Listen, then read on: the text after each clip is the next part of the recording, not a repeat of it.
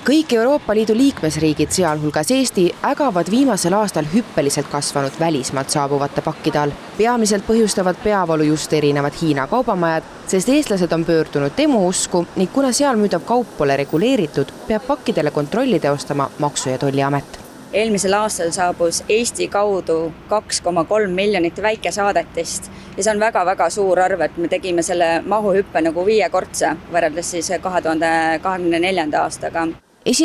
juulist rakenduv tollireform peaks sissevoolavate Hiina pakkide hulka ohjeldama. Nimelt tuleb alates juulist iga väljastpoolt Euroopa Liitu saabuva paki eest tasuda tollimaksu.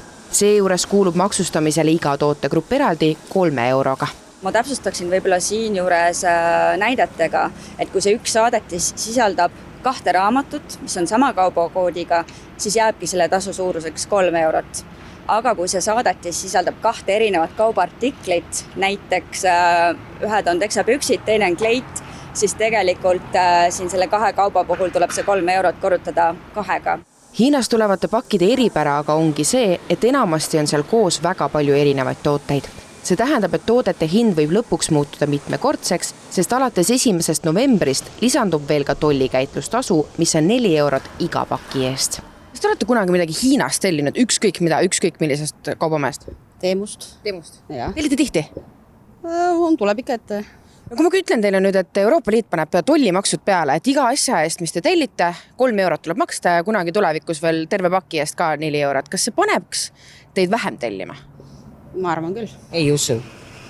Kes tahab see tellib ikka? Eestlased on nii demousku juba. Ma arvan, et nad on, sest mul on tutvusringkonnas ikkagi vägagi tellivad. Ma arvan, et oleneb asjast. Ma tellin mingi suure asja, näiteks kas või vaiba ja ma selle pealt olen küll nõus 3 eurot. Aga kui ma tellin mingi köögividina, ma arvan, et selle pealt ma küll ei maksa. See nüüd ei ole ju nii kallis. Ole mida tellid. Jah, kui sa tellid 95 sendise asja, siis 3 eurot juurde, aga kui ta Eestis on 30 eurot, siis ikka kasu on. Aga kas see paneks teid mõtlema teinekord, et kas tellin või ei telli? Ikka ma olen väheke ikka rohkem, aga mitte nii väga. Kuigi tulevikus võib pakkidele lisanduda märkimisväärne summa, siis Omniva ei usu, et suures pildis see Eestisse jõudvate pakkide arvu kuidagi vähendab. Lühikeses plaanis me ootame juuli-august, saavad olema märkimisväärselt väiksemate mahtudega, aga sealt edasi me tegelikult eeldame, et sellel pikaajalist mõju ei ole.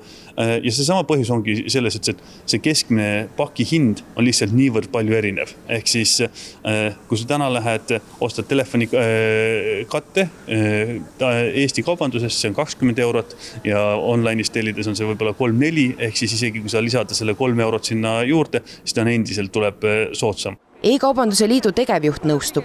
Kuigi meie veebikaubamajade vaates on see väga oodatud muudatus, siis suurt probleemi see ei lahenda. Kõige suurem probleem on ikkagi tegelikult see keskkonnanormide ja reeglite rikkumine. Et Eesti kaupmees ei saa müüa kaupa, mis ei vasta toote ohutusele, eks ju, aga väljaspoolt piiri sa võid, ja müügil ei tohi meil kuskil olla, aga väljaspoolt piiri sa võid mida iganes tellida ja seda ei suuda keegi kontrollida. Tõenäoline on ka see, et uute maksude valguses toovad Hiina kaubamajad oma vahelaod järjest aktiivsemalt Euroopasse. See võimaldab tollimaksudest kõrvale hiilida, sest pakid liiguvad Euroopa-siseselt. Me teame juba, et hiinlased seavad, ja see ei ole ainult Temu, aga ka AliExpressi paljud logistikaettevõtteid 1000 ladusid üle Euroopa selleks, et neil ei rakenduks need maksud, vaid rakenduksid tavapärased impordimaksud, mis Euroopa Liit küsib kõikidelt teenusepakkujatelt. Maksu- ja Tolliamet tõdeb, et inimeste ostuharjumuste muutmine saab olema keeruline. Küll aga paneb see riima hinnangul tarbijaid mõtlema, kas kehva kvaliteediga esemed on seda raha väärt. Tollimaks on aga reformis esimene samm, sest tulevikus peaks lihtsamaks muutuma ka siinsete ettevõtjate elu.